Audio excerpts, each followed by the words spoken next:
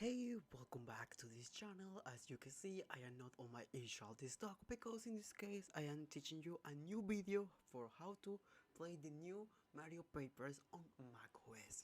So in this case I will be teaching you all these steps and also all the options to be able to play the Mario games Papers on your Mac with Apple Silicon. So keep in mind that all the instructions, all the steps will be on this video, and all the files that we'll be using will be on the commentary sections on the pin one, so make sure to take a look of that. So the first step will be download the emulator. That will be the Ryujinx emulator. In this case that will be just easy. You only have to go to Ryujinx at .org and that will be all. If you're not able to look up this webpage, keep in mind that I will be also leaving this link on the commentary section. You only have to press then and continue. So the next step will be press on macOS version, press download.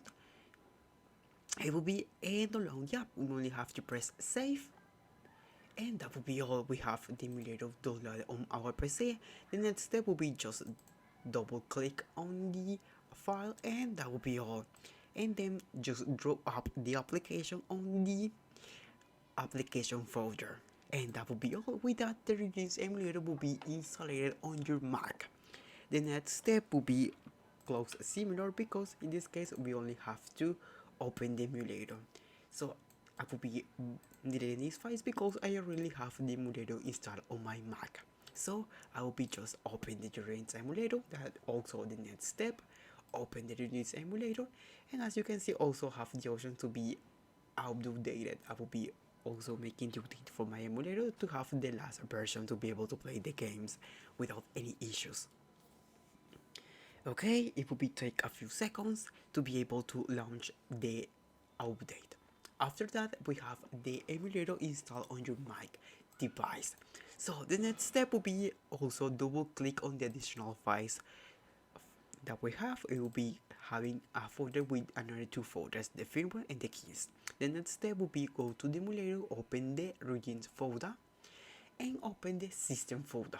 Over here we have to copy the keys that we just downloaded and paste here on the emulator folder. And I will be now making that process because I already made the this one. The next step will be another one, just easy. Go to the tools options, install firmware from a directory, and select when we have the additional files folder open, and will be asking you to install the firmware. I will be pressing no because I already have this firmware installed on my Ryujinx emulator.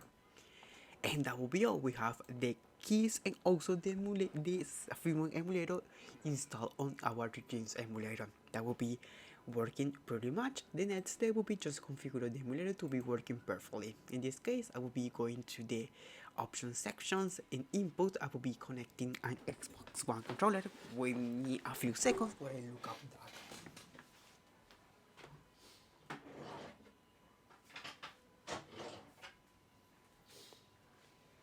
Okay, I have my controller over here. I just be connecting you via USB just to don't waste a few seconds while I do the process. Okay, and that will be pretty much. I have here the controller working pretty much.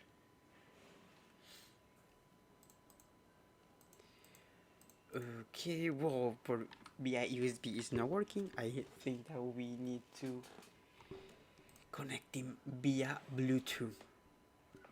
But yeah, that would be pretty much. I will be leaving the default keys to be able to not waste more time on this tutorial. And you can use also an Xbox One or PS5 controller just to make sure to select the correct one and select the Pro controller type. On system, I prefer to use VSync off to have better performance and leave the region where I live. In this case, I live on America, so I will be using USA, and the system language I will be using Latin America Spanish. After that, on CPU, have this as well as default, and over here we have to use the Vulkan one if we have an Apple Silicon processor, because if the best one for this one I will be using also the GPU, the M2. and GPU, and also will be select these options to have better performance and use 2x to have better resolutions performance. Day after that I will be using this configuration, fx as aliasing, FSR for the scaling filter, and in terms of optic I will be selling on automatic. In aspect ratio I prefer to use this one because my screen is on that one. In graphics backend multi-threading I will prefer to use an automatic. After that we have all these steps and configured to be able to get the emulation. Also we have to add the directory when we have our games. In this case I have my games in this directory. I will be also adding the one that I have the Mario paper, that would be this one, and we have to press apply and OK, and as you can see they will be charging and find the game automatically. So in this case we only have to just open the game, just pressing double tap, and that will be loading the game on your mic silicon, and as you can see it's running properly without any issues. If you're not hearing the audio, is because I have to configure something on Streamlabs to be able to make that configuration that I don't want to do in this moment, but it's totally working without any issues. As you can see I will be creating a new, and that will be all. As you can see the emulator is working perfectly without any issues, and you'll be able to play the new Mario papers on your Mac device without any issues. I hope this video likes you, and keep in mind if you need more assistance please leave a comment, that will be helping you. Keep in mind that all the files that I use in this emulator will be also on the pinned commentary section. So I hope you have a wonderful day and this video works for you. Bye bye.